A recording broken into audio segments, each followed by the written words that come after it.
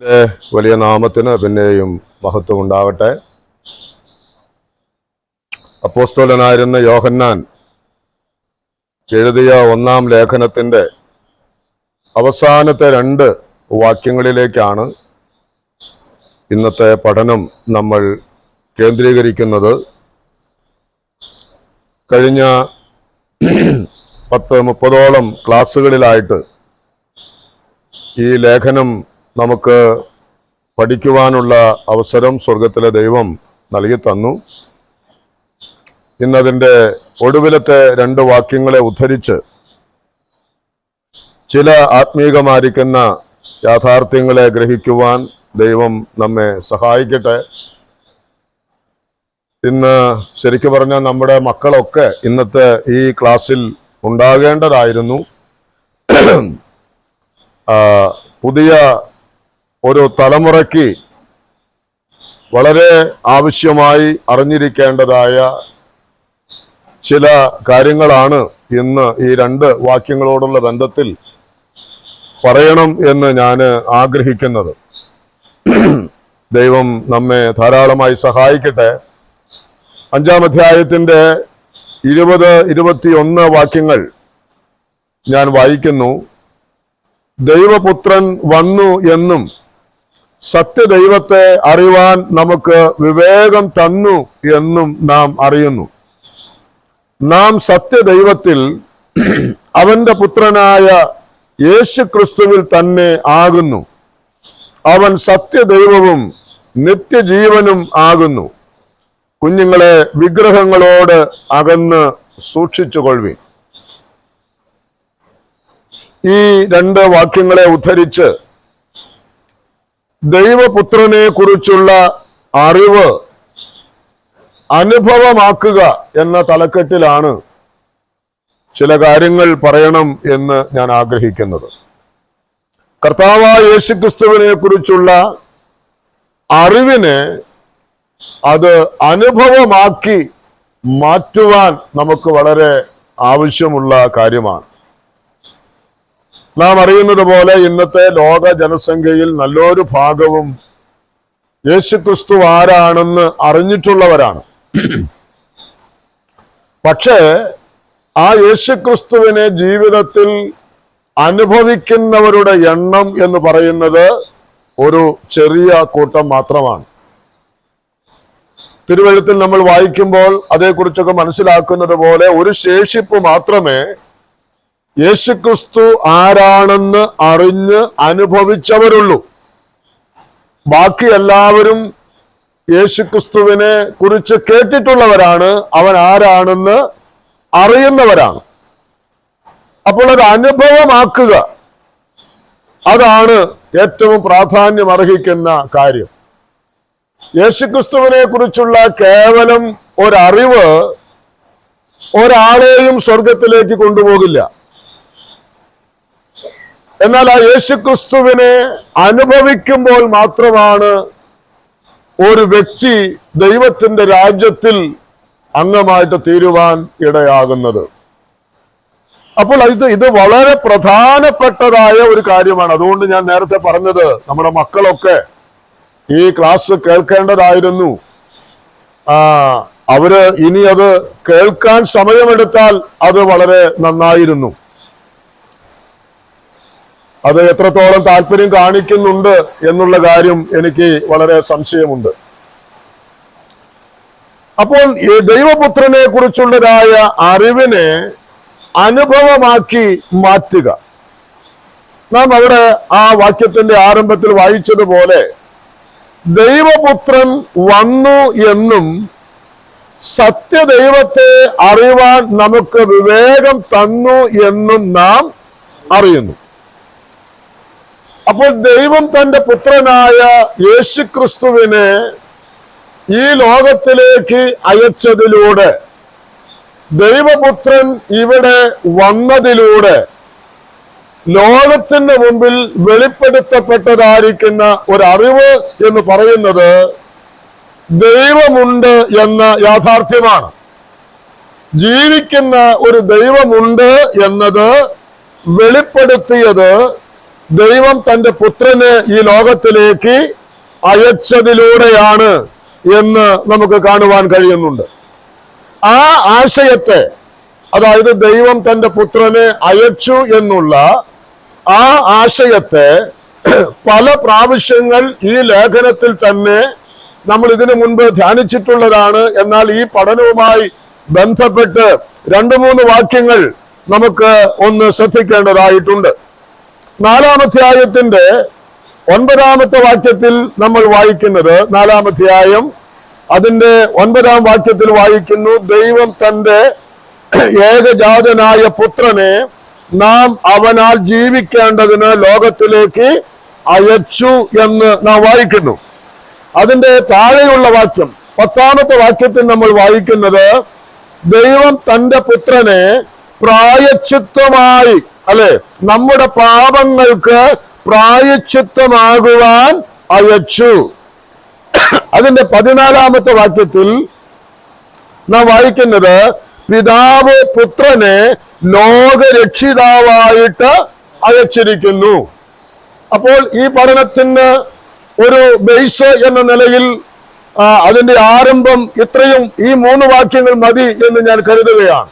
അതായത് ദൈവം തന്റെ ഏകജാതനായ പുത്രനെ അയച്ചു, ദൈവം തന്റെ പുത്രനെ പ്രായശ്ചിത്തമായി അയച്ചു, ദൈവം തന്റെ പുത്രനെ ലോകരക്ഷിതാവായി ഈ ലോകത്തിലേക്ക് അയച്ചു.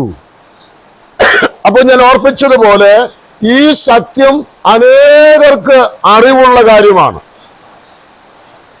ഭൂരിപക്ഷം വരുന്നതായ ജനകോടികൾക്ക് ഈ കാര്യങ്ങൾ അറിയാം എന്നുള്ളത് സത്യമായിരിക്കുന്ന ഒരു കാര്യമാണ്.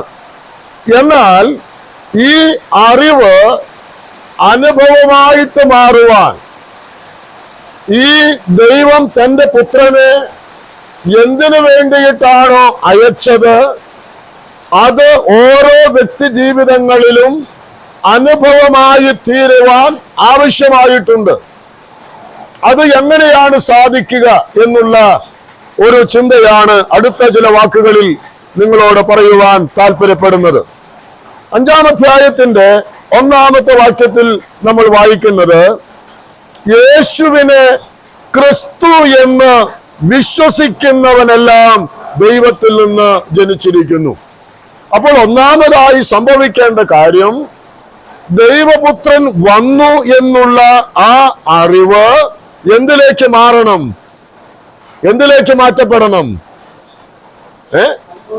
അത് വിശ്വാസമായി മാറണം, അനുഭവമായി തീരണമെങ്കിൽ, അതായത് ദൈവത്തിന്റെ പുത്രനെ ദൈവം ഏതൊരു ഉദ്ദേശത്തോടു കൂടെയാണോ അയച്ചത് ആ കാര്യം നമ്മിൽ അനുഭവമായി തീരണമെങ്കിൽ ഒന്നാമത് സംഭവിക്കേണ്ട കാര്യം എന്താണ്?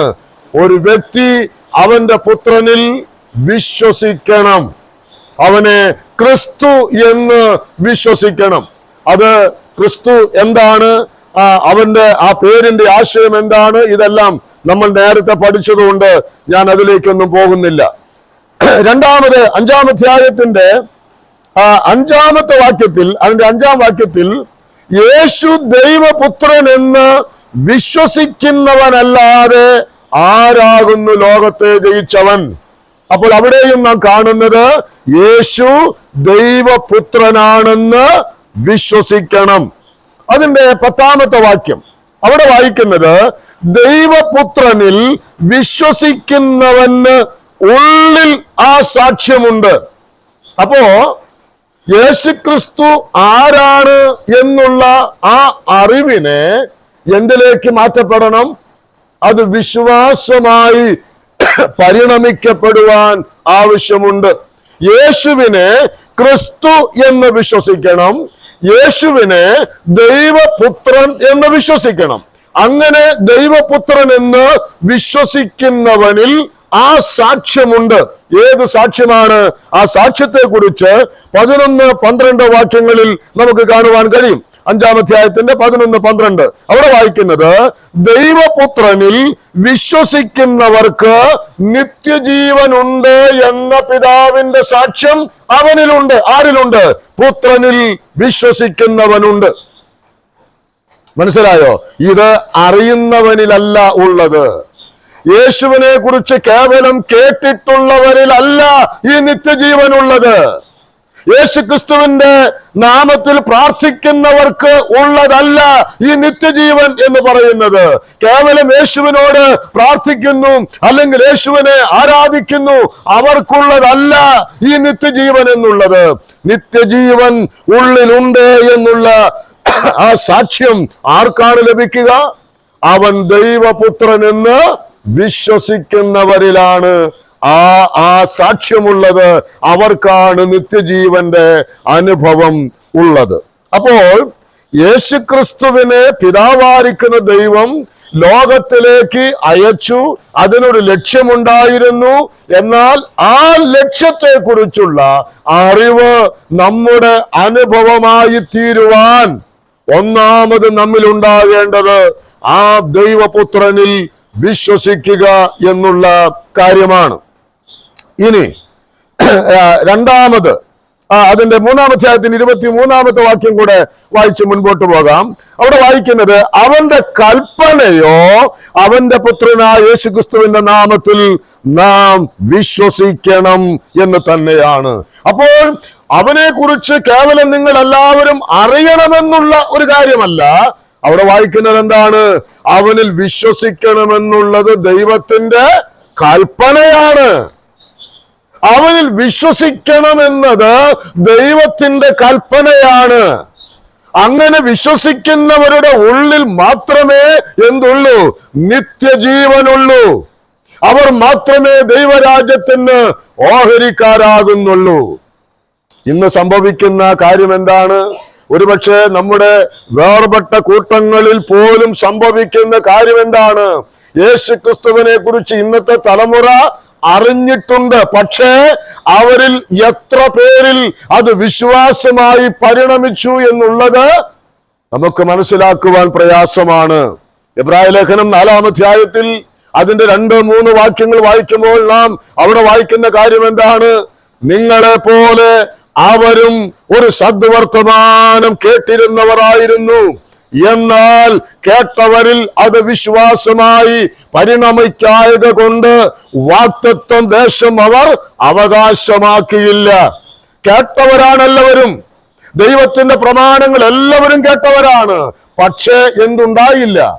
അത് വിശ്വാസമായി പരിണമിച്ചില്ല, രൂപാന്തരം വന്നില്ല. അതാണ് ഇന്നത്തെ സഭകളിൽ ഉള്ള തലമുറകൾക്ക് വന്നിരിക്കുന്ന വലിയ പരാജയം.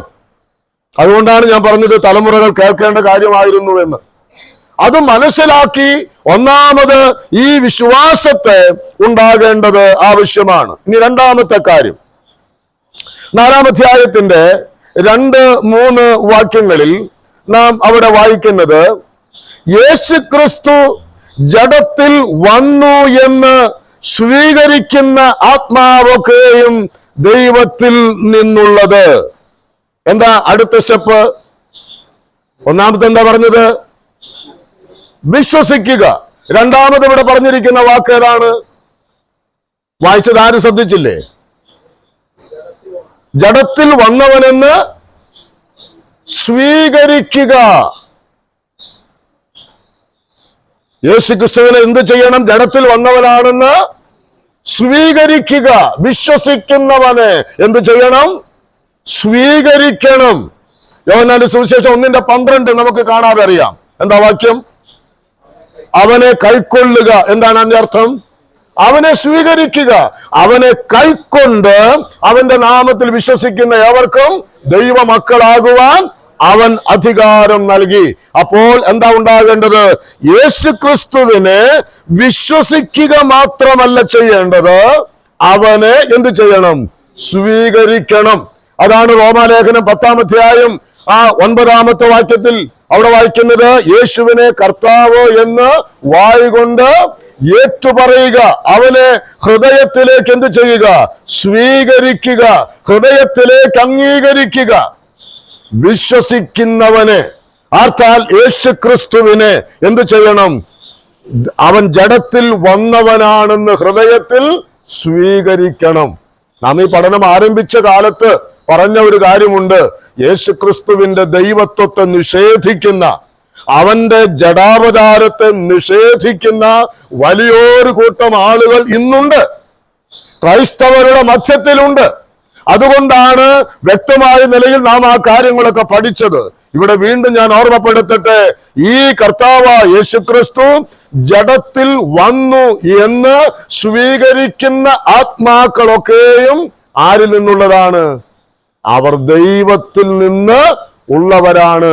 അതാണ് യോഹന്നാൻ 1:13 വായിക്കുന്നത്. അവനെ കൈക്കൊള്ളുന്നവർ, അവനിൽ വിശ്വസിക്കുന്നവർ ദൈവത്തിൽ നിന്നും ജനിച്ചിരിക്കുന്നു. അവരാണ് ദൈവത്തിൽ നിന്ന് ഉള്ളവർ. ഇനി ഒരു കാര്യം കൂടെ, 4-ാം അധ്യായത്തിന്റെ 15-ാമത്തെ വാക്യം അവിടെ വായിക്കുന്നത്, യേശു ദൈവപുത്രനെന്ന് സ്വീകരിക്കുന്നവനിൽ ദൈവവും അവൻ ദൈവത്തിലും വസിക്കുന്നു. എന്താണ് ആ വാക്യം?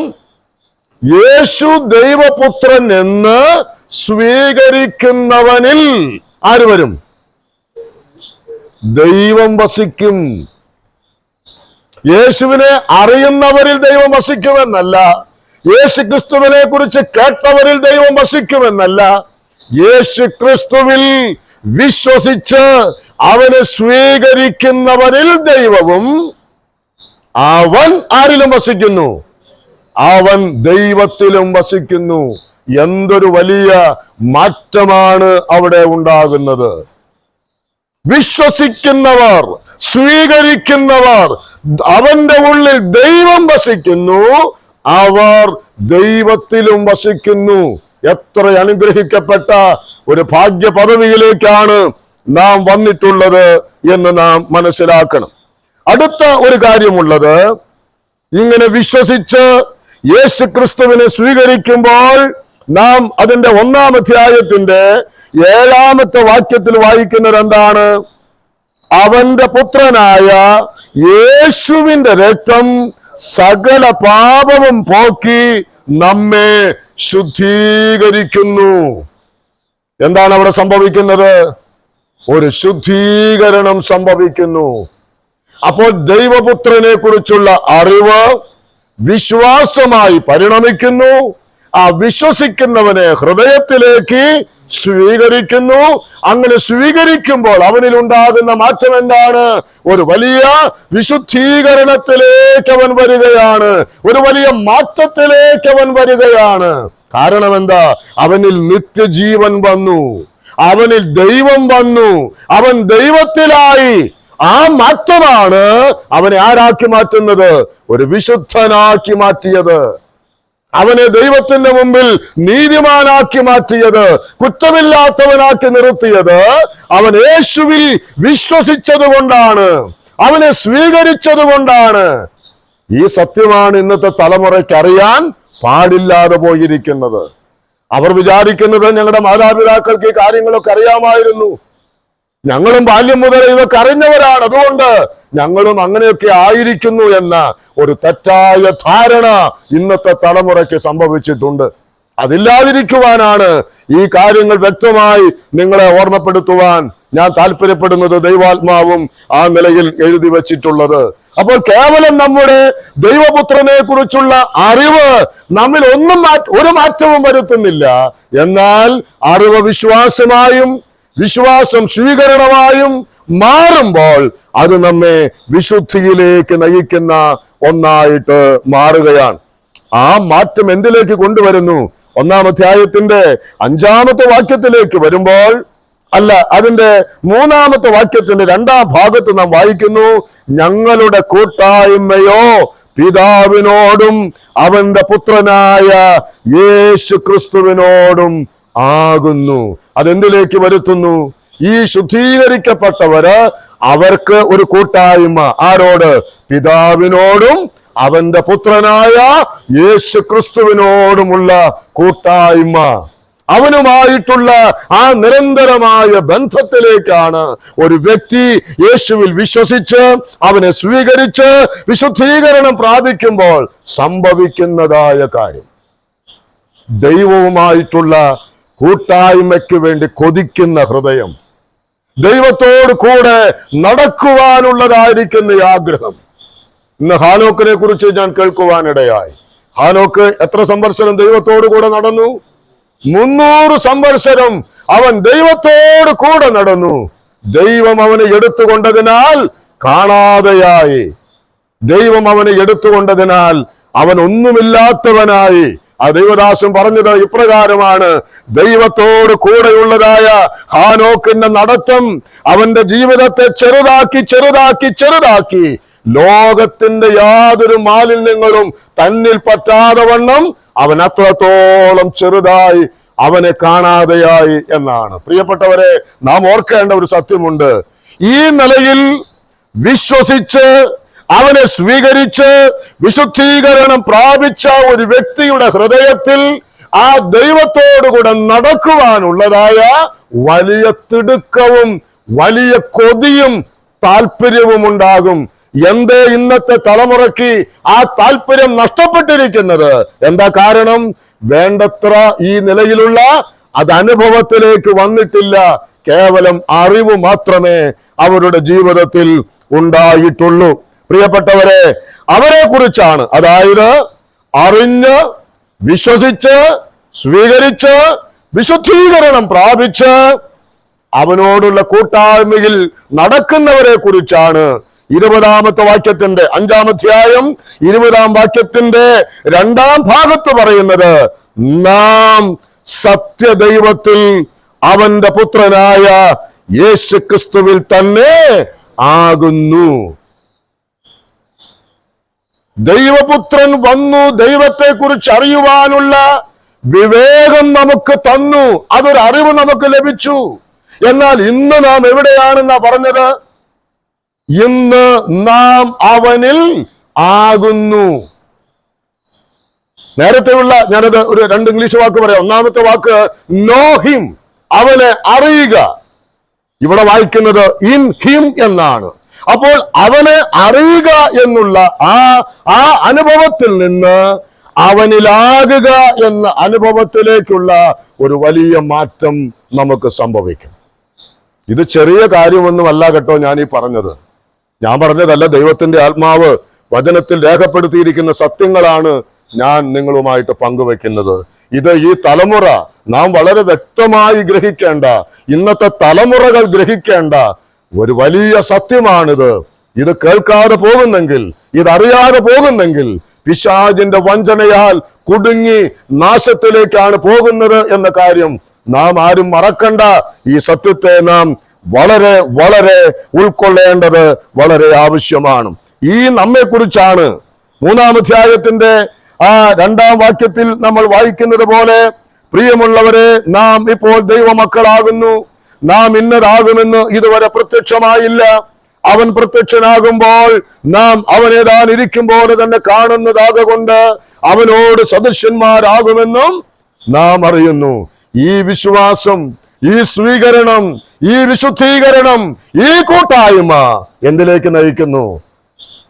എന്തിലേക്ക് നയിക്കുന്നേ? ഒരു വലിയ പ്രത്യാശയിലേക്ക് നമ്മെ നയിക്കുന്നു. അവനെ പോലെ ആകുവാനുള്ളതായ ഒരു പ്രത്യാശയിലേക്ക്. ഞാൻ ചോദിക്കട്ടെ, ഇന്നത്തെ തലമുറയ്ക്ക് ഇത് വല്ലതുണ്ടോ?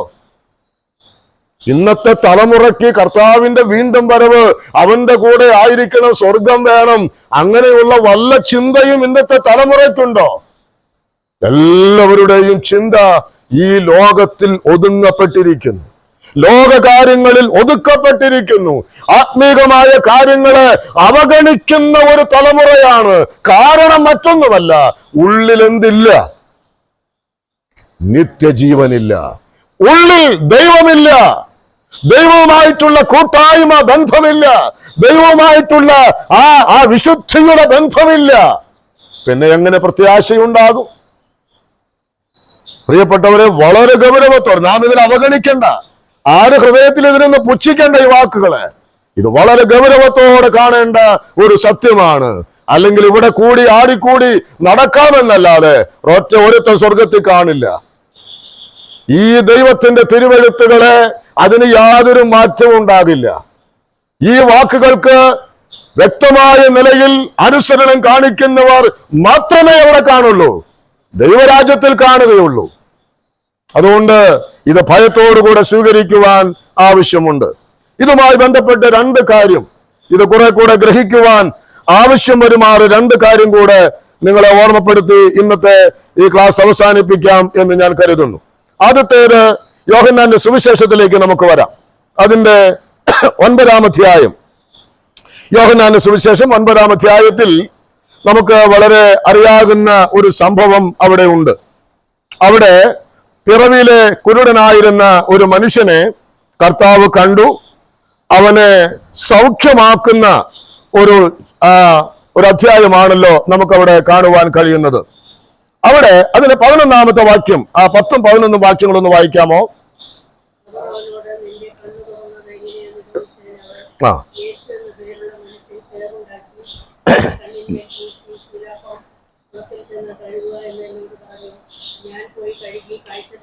അവൻ കാഴ്ച പ്രാപിച്ചു കഴിഞ്ഞപ്പോൾ അത് നമുക്കറിയാം, അവന്റെ ഈ കണ്ണുകൊണ്ട് അവൻ ആരെ കണ്ടിട്ടില്ല, യേശുവിനെ അവൻ കണ്ടിട്ടില്ല. പക്ഷേ കർത്താവ് പറഞ്ഞ വാക്കവൻ എന്ത് ചെയ്തു? അവൻ അനുസരിച്ചു. എവിടെ പോയി? ശീലോഹം കുളത്തിലേക്ക് അവൻ പോയി കഴുകി വന്നപ്പോൾ ആരില്ല, കർത്താവ് അവിടെ ഇല്ല. അപ്പോൾ യഹൂദന്മാർ, പരീശന്മാർ അവനെ ഇരന്നവനായി കണ്ടവർ ചോദിക്കുകയാണ്, നിന്നെ ആരാ സൗഖ്യമാക്കിയത്? അപ്പോൾ അവന്റെ ഉത്തരം എന്താണ്? യേശു എന്ന് പേരുള്ള ഒരു മനുഷ്യൻ. അവൻ അത്രയെ ആരെ കുറിച്ച് അറിയൂ? കർത്താവിനെ കുറിച്ച് അറിയൂ. അവനൊരു മനുഷ്യനായിരുന്നു. കാരണം അവൻ എന്നോട് സംസാരിച്ചു.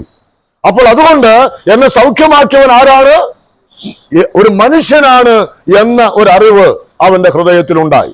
രണ്ടാമത് അതിന്റെ 17-ാം വാക്യത്തിൽ, നിന്റെ കണ്ണ് തുറന്നത് കൊണ്ട് നീ അവനെ കുറിച്ച് എന്ത് പറയും? നേരത്തെ ചോദിച്ചത് അവൻ ആരാണ് എന്നാണ്. അപ്പോൾ അവൻ പറഞ്ഞത് ഒരു മനുഷ്യനാണ്. ഇവിടെ വായിക്കുന്നത് അവനെ കുറിച്ച് നീ എന്ത് പറയുന്നു? അവൻ എന്താ ഉത്തരം പറഞ്ഞത്? അവൻ ഒരു പ്രവാചകൻ എന്ന് അവൻ പറഞ്ഞു. അപ്പോ അവന്റെ യേശുക്രിസ്തുവിനെ കുറിച്ചുള്ള അറിവ് കുറെ കൂടെ ഉയർന്ന തലത്തിലേക്ക് വന്നു. നാം ഇതൊക്കെ കേട്ടിട്ടുള്ള കാര്യമാണ്, പക്ഷെ പഠനത്തിൽ ഇത് അത്യാവശ്യമാണ്.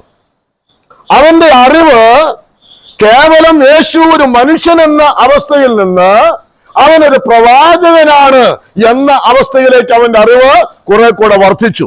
ഇനി അതിന്റെ 33-ാമത്തെ വാക്യത്തിലേക്ക് വരുമ്പോൾ അവൻ പറയുന്ന ഒരു കാര്യമുണ്ട്.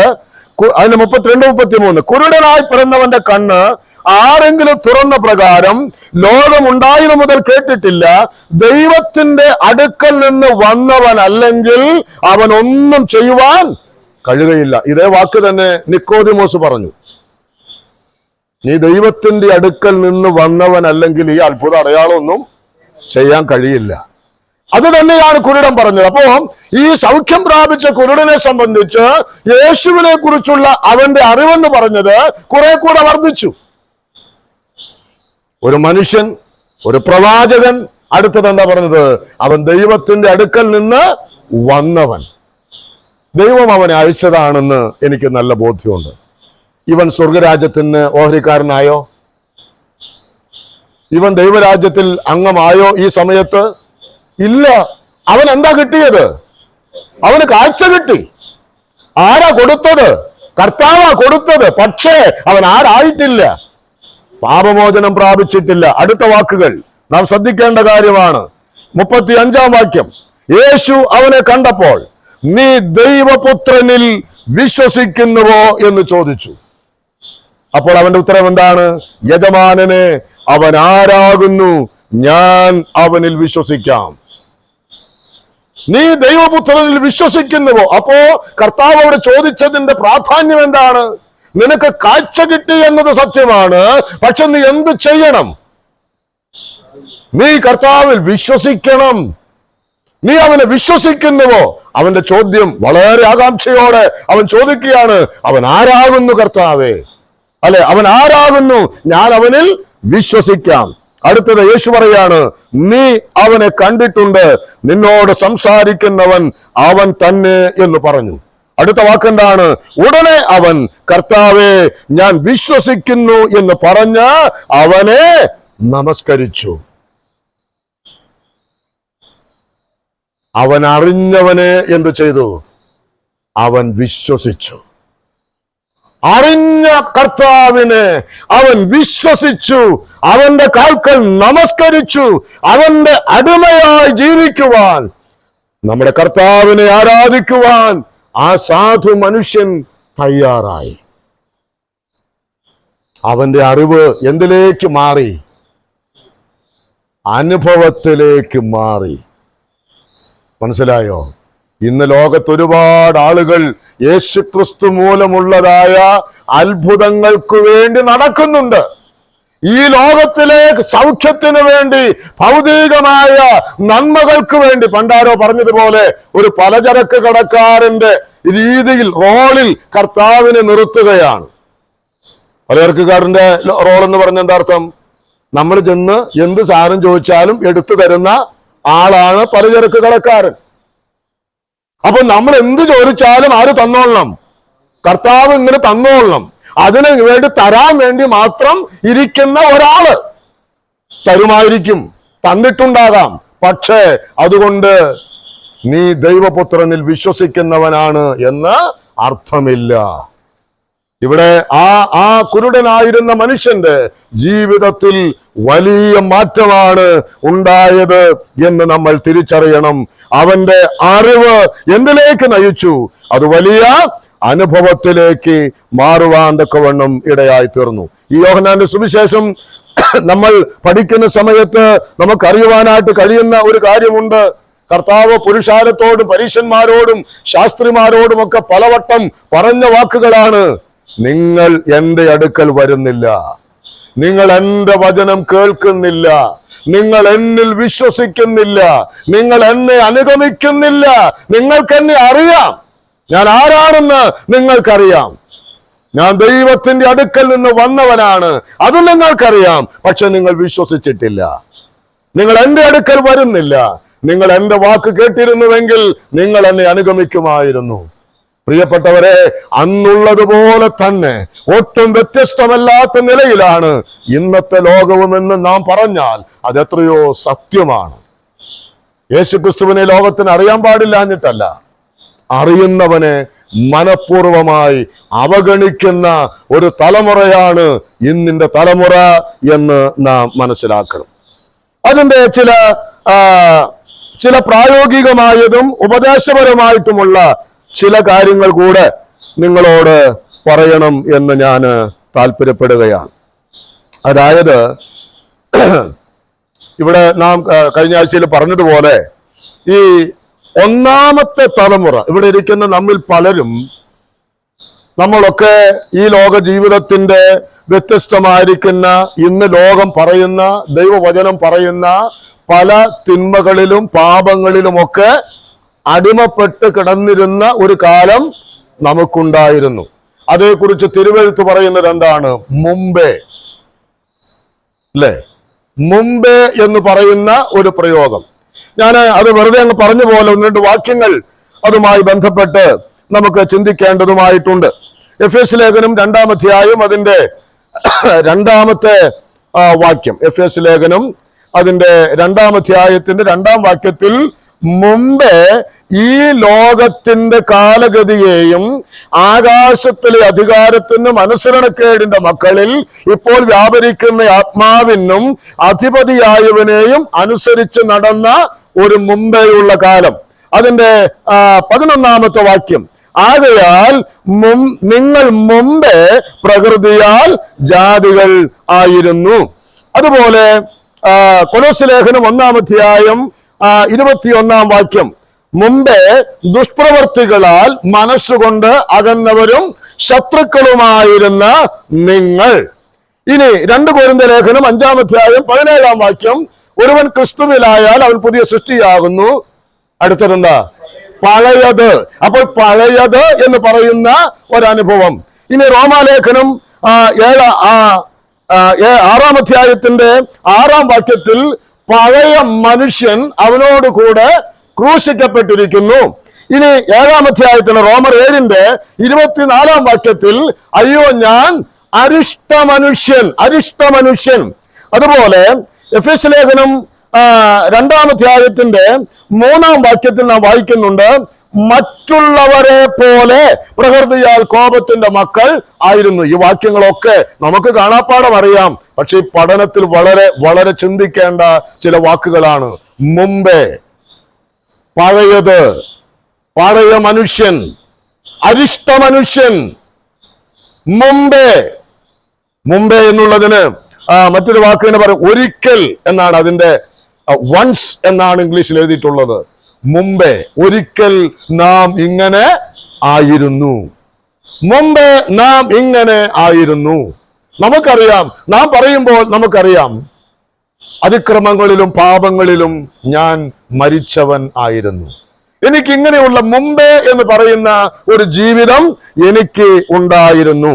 ഗലാത്യലേഖനം 1:13 പൗലോസ് പറയുന്നുണ്ട്, ഒരു മുൻകാല ജീവിതം എനിക്ക് ഉണ്ടായിരുന്നു. ദൂഷകനായിരുന്ന, ഉപദ്രവിയായിരുന്ന, കൊലപാതകനായിരുന്ന, നിഷ്ഠൂരനായിരുന്ന ഒരു മുൻകാലം എനിക്ക് ഉണ്ടായിരുന്നു.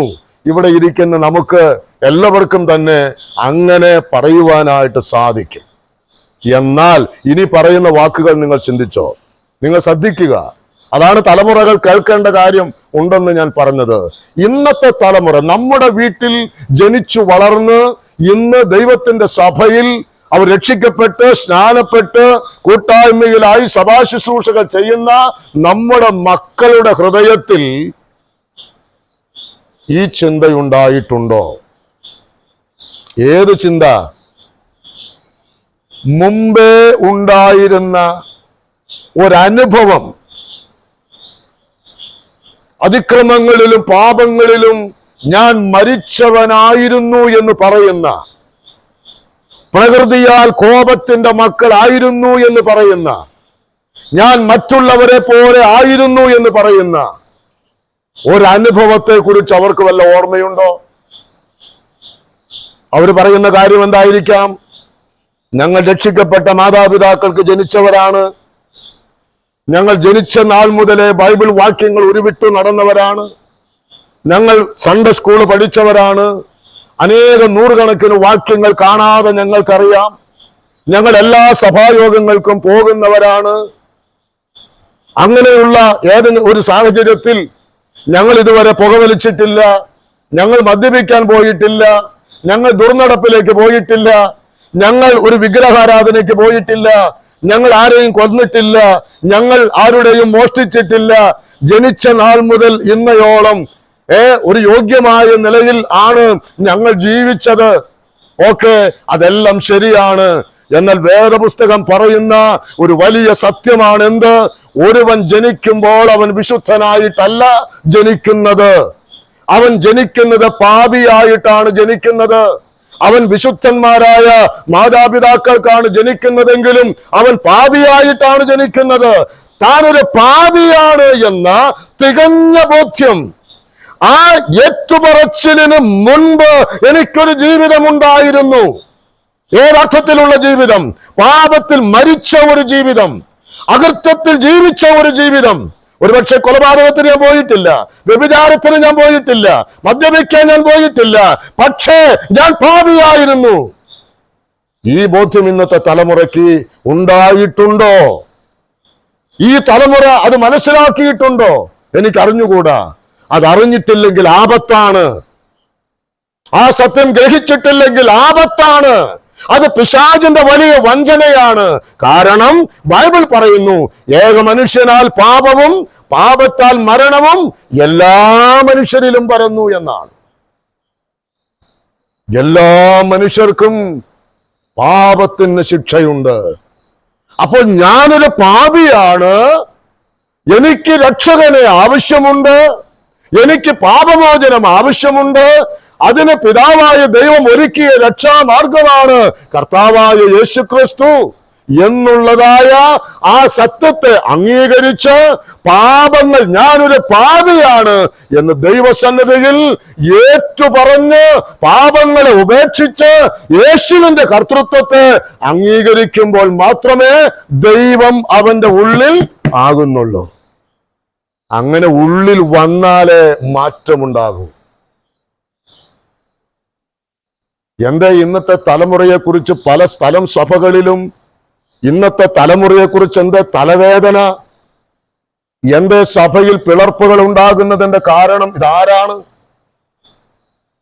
ഇതാരാണ് ഉണ്ടാക്കുന്നത്? ഞാൻ മനസ്സിലാക്കുന്നിടത്തോളം പാരമ്പര്യമായിട്ട് വന്ന, ഒരുപക്ഷെ ഈ നിലയിൽ വേണ്ടത്ര പാപബോധമില്ലാതെ ഞാനും ബ്രദറൻ സമൂഹത്തിൽ ജനിച്ചു വളർന്നു, ഞാനും പെന്തക്കോസ്ത് കുടുംബത്തിൽ ജനിച്ചു വളർന്നു എന്ന് പറഞ്ഞ് കാലങ്ങളായി ഏതാണ്ട് തീരാവകാശം കിട്ടിയിരിക്കുന്നത് പോലെ ആയിരിക്കുന്ന കുറെ ആളുകളാണ് ഇന്നത്തെ അനേക സഭകളിൽ പ്രശ്നക്കാര്. പുതുതായി രക്ഷിക്കപ്പെട്ട് മുൻപോട്ട് വന്നിട്ടുള്ള ഒന്നാം തലമുറക്കാർ കാര്യമായ പ്രശ്നക്കാരല്ല. എന്നാൽ പ്രശ്നങ്ങൾ കൂടുതലും ഈ തലമുറ കൈമാറി എന്ന് പറഞ്ഞു വന്നവരാണ്. കാരണം എന്താ? ഇവർക്ക് യേശുവിനെ അറിയാം, പക്ഷെ എന്തില്ല, അനുഭവത്തിലില്ല. ഇത് കേൾക്കുന്ന എത്ര പേര് കാര്യമൊക്കെ അംഗീകരിക്കുമെന്ന് എനിക്ക് അറിഞ്ഞുകൂടാ, പക്ഷെ അതാണ് സത്യം. ദൈവവചനത്തിൽ മുമ്പേ എന്ന് പറയുന്ന ഒരു കാലം നമുക്കുണ്ടാകണം. ഉണ്ടായിട്ടുണ്ട്. അതില്ലെന്ന് പറഞ്ഞവൻ ആരല്ല? അവൻ രക്ഷിക്കപ്പെട്ടിട്ടില്ല. കാരണം രക്ഷിക്കപ്പെടാത്തവന് മുമ്പേ എന്നൊരു കാലമില്ല. അവന് എന്നും ഒരേ കാലം തന്നെയാ. രക്ഷിക്കപ്പെടുമ്പോൾ അവൻ പറയും, ഞാൻ മുമ്പേ ഇങ്ങനെ ആയിരുന്നു. എന്താ നമ്മൾ സാക്ഷ്യം പറയുമ്പോ എന്താ സാക്ഷ്യം എന്ന് പറഞ്ഞാൽ? ഞാൻ ആരായിരുന്നു, അല്ലേ? ഞാൻ ഇപ്പോൾ ആരാണ്, ഇപ്പോൾ ആകുന്നതിലേക്ക് നയിക്കപ്പെടാൻ ഉണ്ടായ കാരണം എന്താ? അതാ സാക്ഷ്യം. അപ്പൊ ഇന്ന് പറയുന്ന സാക്ഷ്യം എന്താ? എൻ്റെ അപ്പനും അമ്മയും ബ്രദറുകാരായിരുന്നു, എൻ്റെ അപ്പനും അമ്മയും രക്ഷിക്കപ്പെട്ടവനായിരുന്നു, അങ്ങനെ ഞാനും ബാല്യം മുതലേ അങ്ങനെ ആയി. ഒരു പ്രായമായി. ഒരു പ്രായം വന്നപ്പോൾ എന്ത് ചെയ്യണം? സ്നാനപ്പെടണം. സ്നാനപ്പെടുത്തി. ഇന്ന് പലരും രക്ഷിക്കപ്പെട്ട കാര്യമല്ല പറയുന്നത്, സ്നാനപ്പെട്ട കാര്യമാ പറയുന്നത്. എന്താ കാരണം? ആ രക്ഷയുടെ ബോധ്യം അനേകരുടെ ഹൃദയങ്ങളിൽ ഇല്ല. ഞാൻ മുൻപോട്ട് പോകട്ടെ, അധികം ദീർഘിപ്പിക്കാതെ ഞാൻ അവസാനിപ്പിക്കാം. അറിവ് അനുഭവമാകുമ്പോൾ, ഞാൻ നേരത്തെ പൗലോസ് പറഞ്ഞ പല വാക്യങ്ങളാണല്ലോ നമ്മൾ കണ്ടത്. ഒരു മുൻകാല ജീവിതം, മുമ്പ് എന്ന് പറയുന്നതായ ജീവിതം. എന്നാൽ ഇപ്പോഴോ? ഗലാത്യ ലേഖനം 2:20 അവിടെ പൗലോസ് പറയുന്ന വാക്കുണ്ട്, ഇപ്പോഴോ എന്നെ സ്നേഹിച്ച് എനിക്ക് വേണ്ടി തന്നെത്താൻ ഏൽപ്പിച്ചു കൊടുത്ത ദൈവപുത്രനിലുള്ള വിശ്വാസത്താൽ അത്രേ ഞാൻ ജീവിക്കുന്നത്. നേരത്തെ അവൻ പറഞ്ഞത് എന്താ? മുമ്പേ ഞാൻ ദുഷ്പ്രവർത്തിക്കാരൻ ആയിരുന്നു, ഞാൻ നിഷ്ഠൂരനായിരുന്നു. ഇപ്പോഴോ ഞാൻ ആരാണ്? ഞാൻ യേശു ക്രിസ്തുവിലാണ്. 2 കൊരിന്ത്യർ 5:17 ഒരുത്തൻ ക്രിസ്തുവിലായാൽ പുതിയ സൃഷ്ടി. പഴയതിന് എന്ത് പറ്റി?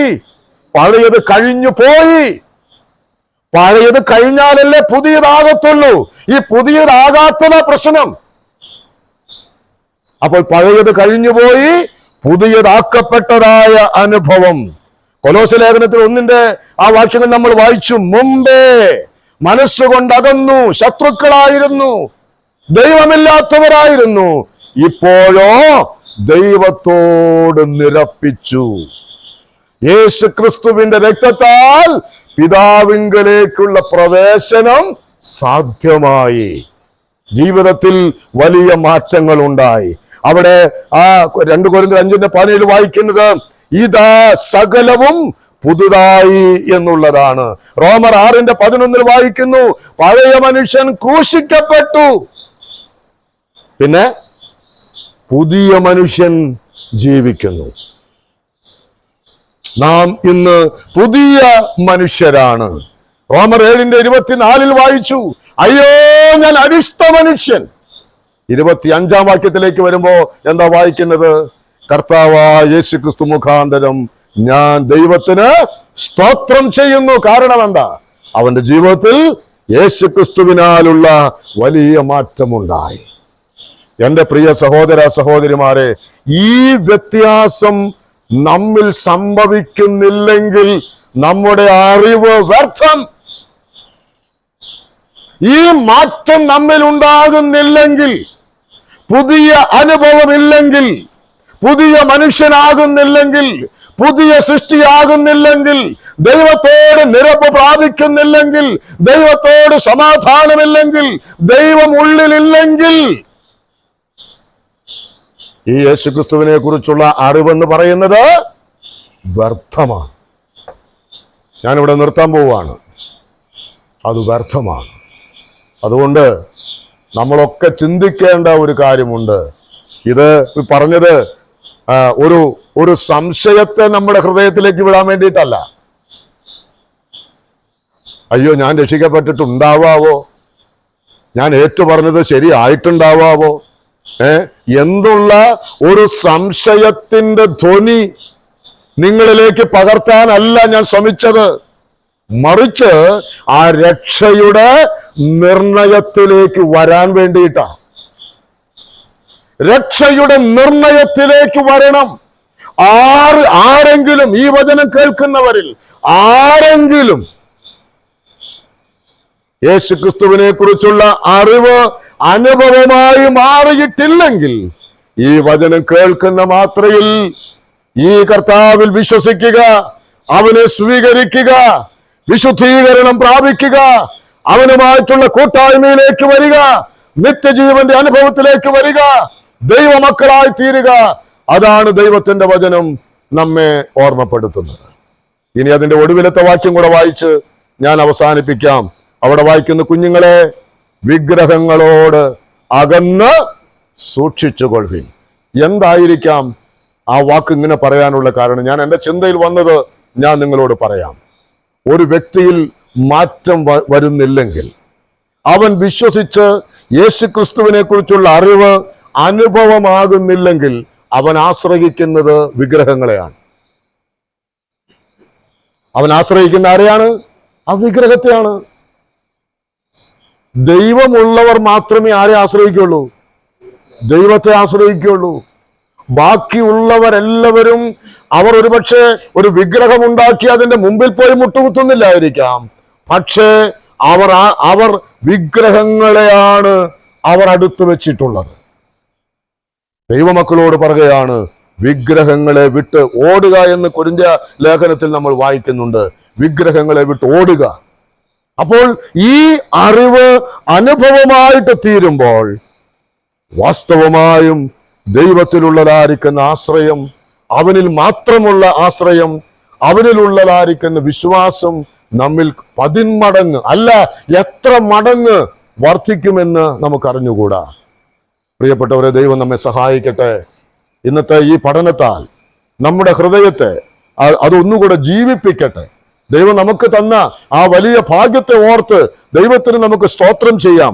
കർത്താവെ, കേവലം എനിക്ക് അങ്ങയെക്കുറിച്ചുള്ള അറിവ് മാത്രമല്ല, അതെന്റെ അനുഭവമായിട്ട് മാറുവാൻ ദൈവം കൃപ ചെയ്തല്ലോ എന്നുള്ള സന്തോഷത്തോടുകൂടെ നമുക്ക് നമ്മുടെ കർത്താവിന് സ്തോത്രം ചെയ്യാം.